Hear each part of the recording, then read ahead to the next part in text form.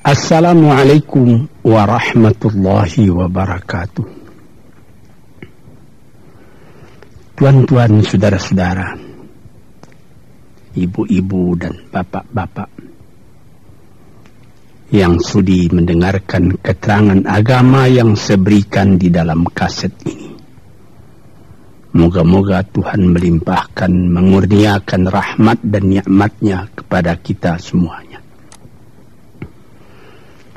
Saya akan membicarakan suatu ayat yang bertemu di dalam surat Al-Baqarah.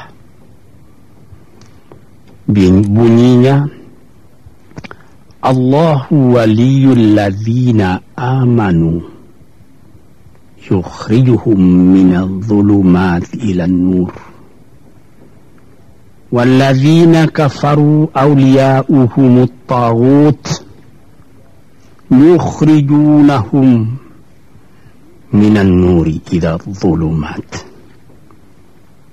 Artinya, Allah adalah menjadi pemimpin bagi orang-orang yang beriman, orang yang mempunyai kepercayaan yang teguh.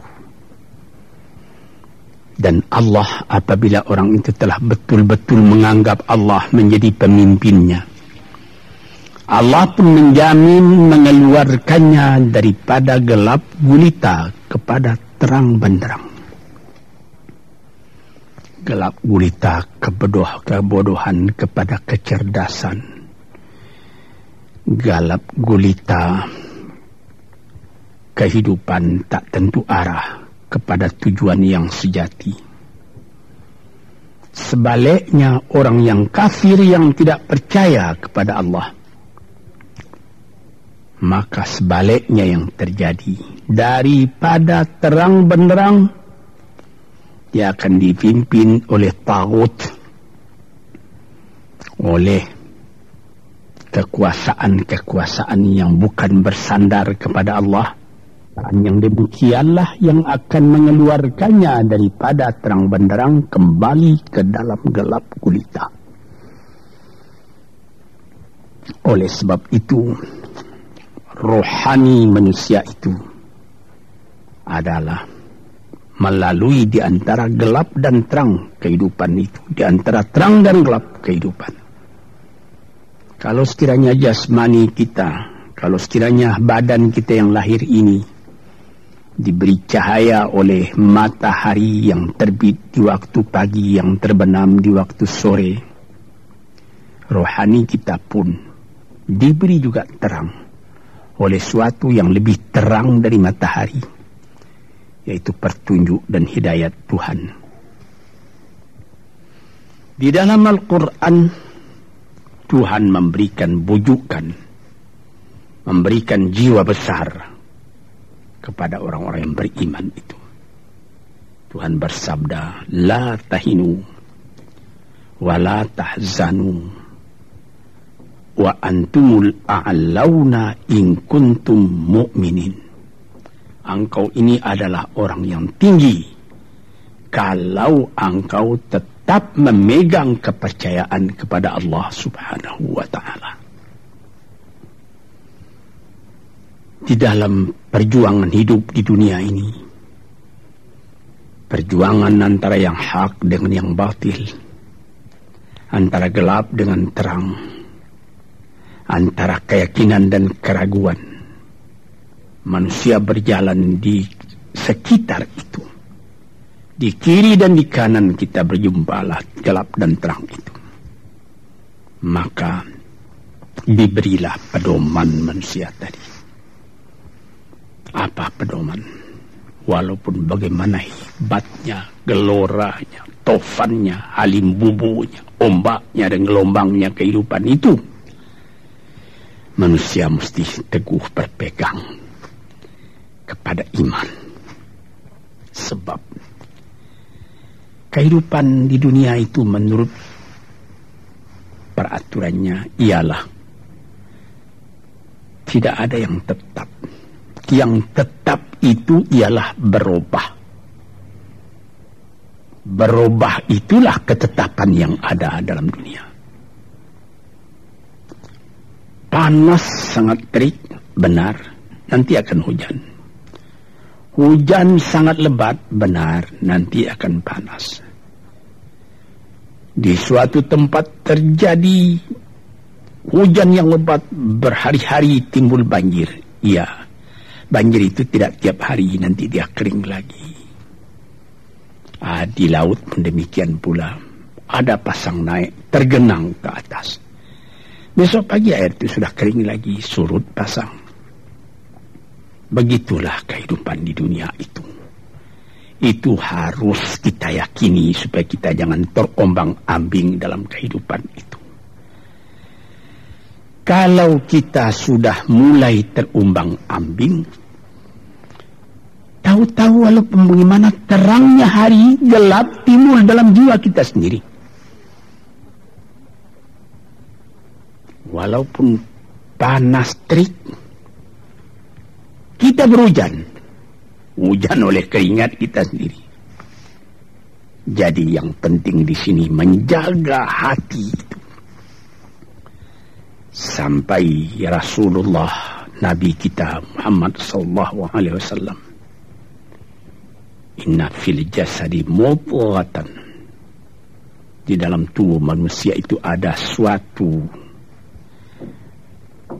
bekuan darah. Idza salahat salahal jasadu kulluhu wa idza fasadat fasadal jasadu kulluhu. Kalau ini segumpal daging baik, seluruh badan jadi baik. Kalau dia rusak, seluruh badan jadi rusak. Apakah itu? Hati. Hati. Kendali terletak dalam hati kita. Hati artinya penuh. Bukan saja berarti pada daging, tapi pada hati dari hati, isi dari hati, atau juga akal kita. Sebab itu, maka kalau satu waktu saya pernah mengajarkan doa yang mengandung 8 sifat-sifat lemah menghilangkan kemerdekaan manusia. Hari ini saya pun akan mengajarkan doa yang diajarkan juga oleh Nabi. Bagaimana menjaga hati tadi. Di situ dalam doa itu ada tersebut 4 perkara. Apa tersebut? Allahumma inni a'udzubika min qalbin la yakhsha'u wa min ilmin la yanfa'u wa min nafsin la tashba'u wa min du'a illa yusma'u. Jadi 4 perkara. Yang pertama, Allahumma inni a'udzubika min qalbin la yakhsha. Aku sangat berlindung kepada Engkau ya Allah, janganlah sampai terjadi hati saya itu tidak khusyuk lagi. Ini bahaya ini. Mulai bahaya, mengancam kepada manusia. Kalau hatinya tidak khusyuk lagi. Hati khusyuk yaitu hati itu tentu jelas tujuannya kepada Allah. Allah menjadi pegangannya. Allah menjadi bentengnya. Allah menjadi ingatannya. Allah menjadi tujuannya. Dan kepada Allah dia kalau sembahyang menghadapkan diri, menghadapkan hati, maka permohonan kita yang pertama kepada Tuhan, ya Tuhanku, janganlah sampai hati saya ini tidak khusyuk lagi. Sebagai orang Islam, kita sembahyang 5 waktu. Di dalam Al-Quran dikatakan sembahyang itu ialah khusyuk, terpadu ingatan kepada Tuhan. Tapi kalau kita sudah, hati itu sudah mulai ditumbuhi penyakit, walaupun sembahyang, mulai sejak Allahu Akbar, pikiran sudah menjalar kepada yang lain. Piutang belum menerima, utang belum terbayar, makanan belum masak, macam-macam lah yang teringat. Padahal kita dalam sembahyang. Ini apa arti sembahyang tadi lagi? Ini sudah mulai berbahaya ini. Banyak orang yang tidak meninggalkan sembahyang, tapi tidak ada bekas dari sembahyang itu kepada kehidupannya. Di dalam sembahyang kita baca, inna salati wa nusuki wa mahyaya wa mamati lillahi rabbil alamin. Sesungguhnya sembahyangku dan ibadatku dan hidupku dan matiku sama sekali terserah kepada Allah. Ini dirasakan dalam hati, bukan cuma disebut di dalam mulut. Sebagaimana dikatakan, bukan jadi lip and service sebagai seput tangan penggosok-gosok mulut, bukan begitu. Yang dari hati. Kalau sudah dari hati yang khusyuk, ini berbekas kepada kehidupan. Aku tak takut menghadapi segala keadaan dalam hidup, sebab hatiku bertali dengan Tuhan. Dari Tuhan aku datang, kepada Tuhan aku akan kembali. Ini namanya hati yang khusyuk. Tapi kalau sekiranya bacaan tetap fasih, tapi tidak ada lagi dari hati, melainkan rutin saja. Sembahyang 5 waktu sehari semalam, tapi tidak merubah kepada perangai, tandanya sembahyang tadi tidak khusyuk. Ini yang pertama kita minta kepada Tuhan. Janganlah sampai kita mempunyai hati yang tidak khusyuk, hati yang tidak teringat kepada Allah. Kalau hati tidak ingat lagi kepada Allah, maka segala pekerjaan yang terlarang sudah ringan saja kita mengerjakan. Menipu, berdusta, membujuk orang lain mengerjakan perbuatan yang salah, mencela, memaki, itu karena tidak ingat kepada Allah, cuma ingat kepada diri sendiri saja. Ini yang pertama. Yang kedua dikatakan, wa min ilmin la yanfa'. Dan aku berlindung kepada Engkau ya Allah daripada ilmu yang tidak memberi manfaat. Padahal disebutkan oleh ahli-ahli, ilmu yang memberi manfaat itu membawa manusia kepada iman. Al-ilmu yad'u ilal iman. Ilmu itu membawa manusia kepada iman. Sekarang sudah ilmu banyak, tapi tidak membawa kepada iman, melainkan membawa kepada celaka. Sudah maju kepandaian orang, ilmu pengetahuan orang, teknologi orang, sains orang, knowledge orang, dan segala macamnya.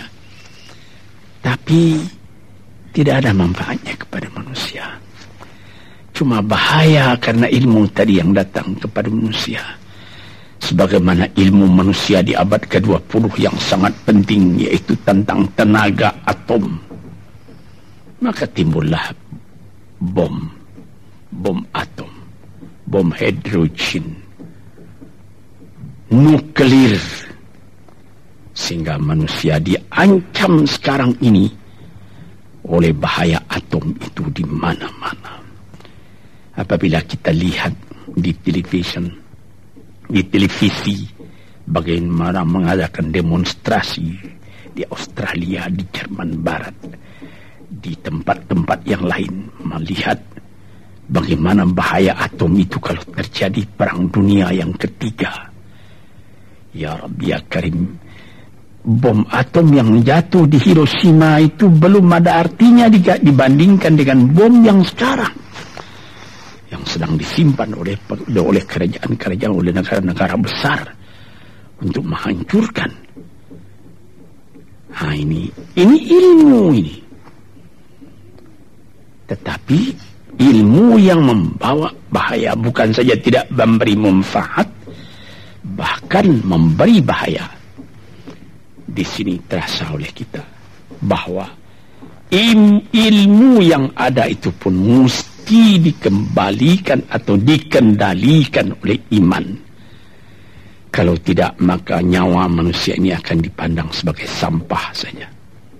Dijatuhkan satu bom hidrogen ke dalam kota Jakarta ini, na'udzubillahi min dalik, umpamanya dimasukkan ke kota Jakarta ini, satu bom hidrogen saja itu sudah habis penduduk Jakarta yang lebih dari 5 juta ini. La haula wala quwata illa billah.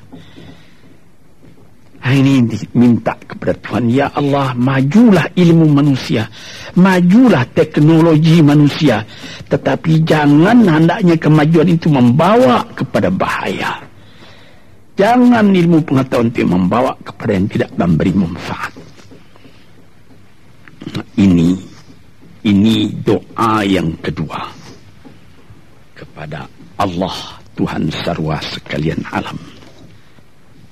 Yang ketiga disebut lagi, wa min nafsin la tashba'u, dan aku berlindung kepada Allah daripada nafsu, daripada diri, daripada ego, daripada tiap-tiap masing-masing diri ini yang tidak merasa kenyang. Ini juga bahaya besar. Inilah yang menimbulkan penjajahan di dunia. Inilah yang menimbulkan, disebut dalam bahasa Arab, al-ghazwul fikri, penjajahan. Sesudah Perang Dunia Kedua sudah banyak negeri-negeri yang merdeka, tetapi sekarang timbul lagi penjajahan baru. Apa? Penjajahan fikiran. Sehingga bangsa yang merdeka tadi tidak merdeka lagi fikirannya. Dia merdeka di dalam meniru kepada bangsa yang lebih kuat. Itu namanya terjajah juga. Jadi tuan-tuan yang terhormat, apa pangkalnya ini? Daripada nafsu serakah manusia. Nafsu serakah manusia sebagaimana tersebut di dalam hadis. Lau kana libni adama wadiyani min dhahabin labtagha thalithan wa ma yamla'u jawf ibni adama illa turab. Kalau manusia itu mendapat suatu lembah yang penuh dengan kekayaan emas, suatu lembah, dia ingin supaya mendapat satu lembah lagi yang penuh juga dengan emas. Dapat 2 lembah, dia minta 3 lembah lagi yang penuh dengan iman. Nafsu manusia tidak pernah kenyang. Padahal akhirnya kalau dia sudah menutup mata, tidak ada yang akan memenuhi perutnya melainkan tanah.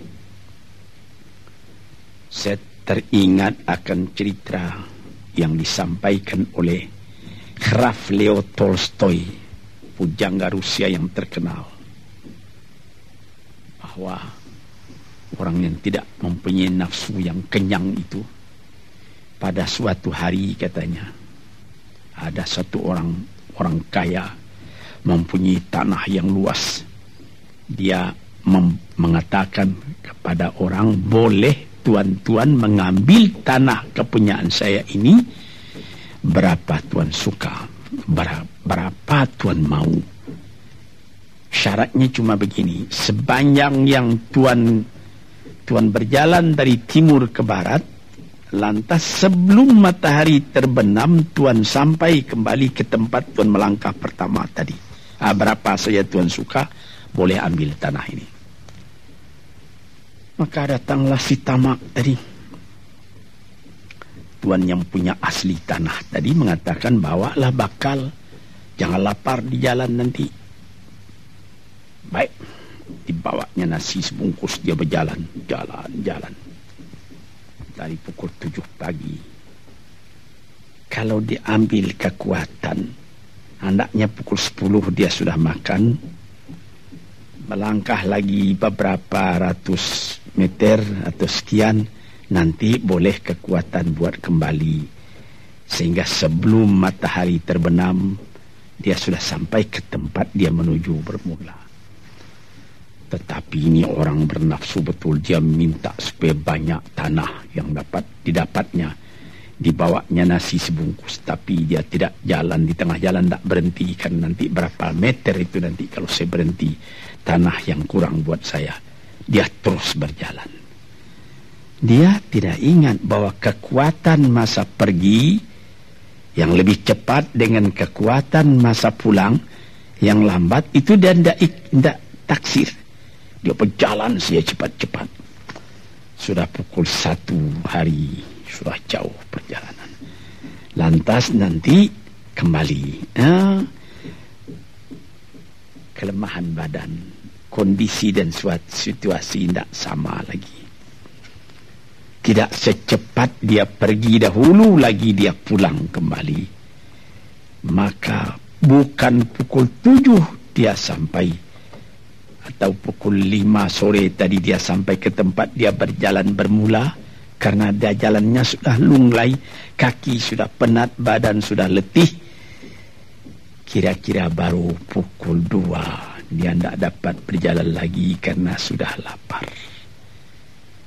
Dia coba makan sedikit pun tidak bisa lagi seenak makan yang tadi.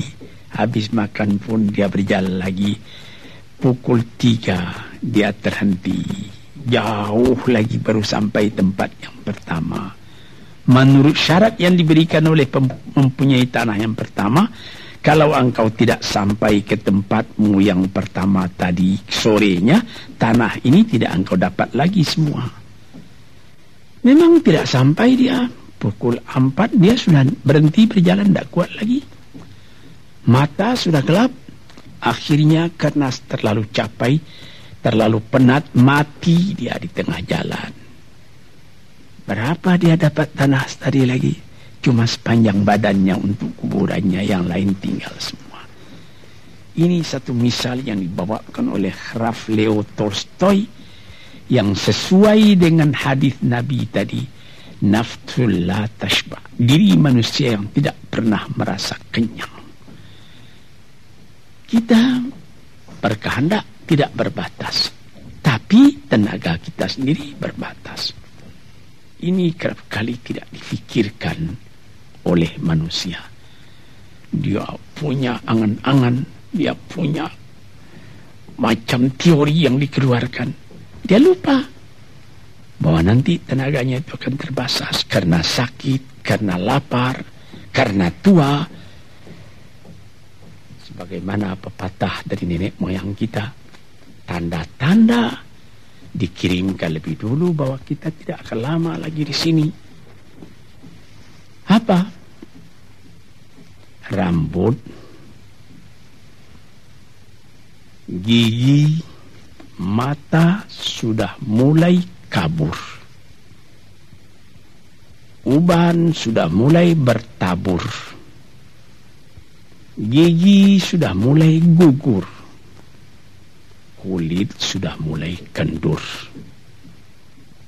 Kalau mata sudah kabur, uban sudah bertabur, gigi sudah gugur, kulit sudah kendur, sudah 4 perkara. Yang kelima ialah pintu kubur. Nah, ini kerap kali manusia lupa yang demikian. Sebab itu dikatakan, ya Tuhanku, janganlah sampai aku ditumbuhi oleh penyakit nafsu yang tidak mau kenyang-kenyang itu.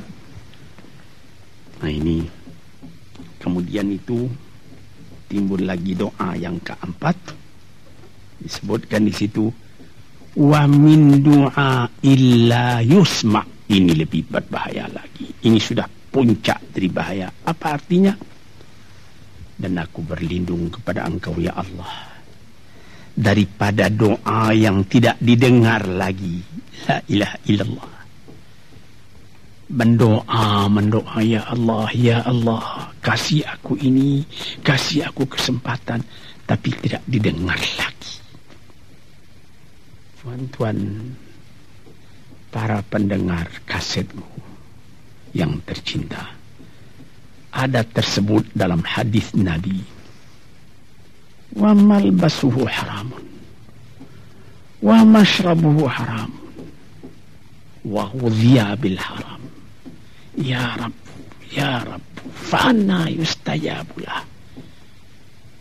Ash'asa aghbara, badan sudah penuh dengan kotoran, penuh debu. Yang mudu ilaihi ila sama, menadahkan tangan keduanya ke langit. Ya Rabbu, ya Rabbu, ya Tuhanku, tolong aku, ya Allah, bela aku. Padahal yang dimakan haram, yang diminum haram, dibesarkan dengan yang haram. Fana yustajabulah. Dengan jalan apa Allah Ta'ala akan mengabulkan doa itu? Badan kotor menghadap kepada yang bersih, meminta diberi kebersihan. Bagaimana caranya? Tuan-tuan yang terhormat, pernah dalam Quran Tuhan mengatakan, la yanzuru ilaihi wa la yukallimuhum Allah wa la yanzuru ilaihi. Allah tak mau mengajak dia bercakap dan Allah tidak memandang kepada dia. Saya sendiri dengan segala kerendahan hati mengatakan bagaimana beratnya kita bertemu dengan seorang orang besar, lalu dia mengulurkan tangan kepada kita, tapi mata kita tidak dilihatnya. Sengsara rasanya. Bagaimana dengan Tuhan kalau Tuhan tak mau melihat kita? Nah, sebab itu para pembaca, pendengar kaset yang tercinta, berdoalah kepada Tuhan supaya hati kita selalu terbuka. Jangan sampai kita mempunyai hati yang tidak khusyuk, ilmu yang tidak memberi manfaat, jiwa yang tidak pernah kenyang, dan doa yang tidak didengar. Ya Allah, dengarkan doa kami dan tunjukkan kepada kami jalan yang benar dan beri kami terang dalam kehidupan ini. Yang keempat ialah wa min du'a illa yusma'. Dan aku berlindung kepada Engkau ya Allah, jangan sampai doaku tidak terdengar, tidak didengar oleh Tuhan. Sebagaimana kita tahu, doa itu adalah mukhul ibadah, tulang sumsum daripada ibadat kita sendiri kepada Tuhan.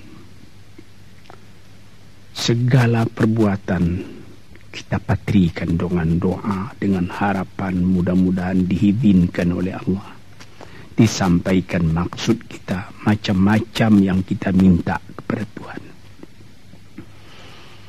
Tapi kalau doa itu sudah tak diperdulikan lagi oleh Tuhan, apa celaka kita, apa daya kita, apa upaya kita? Di sini kita melihat apa sebab maka doa tidak didengar oleh Tuhan, tidak diperkenankan oleh Tuhan. Tentu saja bukan dari salah Tuhan, melainkan dari salah kita sendiri. Di dalam Al-Quran dikatakan, iyyaka na'budu wa iyyaka nasta'in. Al-Fatihah tersebut, kepada Engkaulah kami menyembah ya Allah, dan kepada Engkau kami minta tolong. Tapi dengan tidak sadar, kerap kali kita berbuat terbalik. Iyyaka nasta'in wa iyyaka na'budu, kepada Engkau kami minta tolong, lalu kepada Engkau kami menyembah. Minta tolong dulu baru menyembah. Minta tolong banyak-banyak tapi terima kasih tidak ada. Tentu saja tidak didengar oleh Tuhan. Di dalam satu hadis tersebut, Asy'atha ar-rabbara yamuddu yadayhi ila as-sama'i ya rabbu ya rabbu, wa mat'amuhu haramun wa mashrabuhu haramun wa malbasuhu haramun wa ghudhiya bil haram fa anna yustajabu lah. Badan sudah kotor, sudah berkerunyut, kesusahan, kegelisahan kehidupan terbayang kepada tubuh sendiri. Lalu menadahkan tangan ke langit meminta kepada Allah, ya Tuhanku, ya Tuhanku. Bagaimana Tuhan bisa mengabulkan? Dengan pikiran yang kotor engkau menghadap kepada Tuhan. Kalau tidak terkabul, jangan Tuhan yang disalahi. Hatimu sendirilah salah. Apa yang kau perbuat dalam kehidupan ini? Di mana terdesak engkau ingat kepada Tuhan. Di zaman kesenangan engkau lupakan Tuhan. Di dalam mendapat percobaan engkau merengek mengadu kepada Tuhan. Jiwa yang seperti ini janganlah sampai timbul pada diri kita sendiri. Saya sudah mengalami apabila saya berhadapan-hadapan dengan orang besar. Saya ingin dia menghadapkan matanya kepada saya. Apa kabar saudara? Kabar baik. Dia lihat mata saya lihat mata dia. Tapi kalau ketika dia bersalam dengan saya, dia melihat kepada orang lain, bukan main sakit hati saya. Apa salah saya maka dia begitu? Mengapa tidak saya yang dipandang? Sedangkan dengan sesama manusia lagi begitu perasaan kita. Bagaimana dengan Tuhan?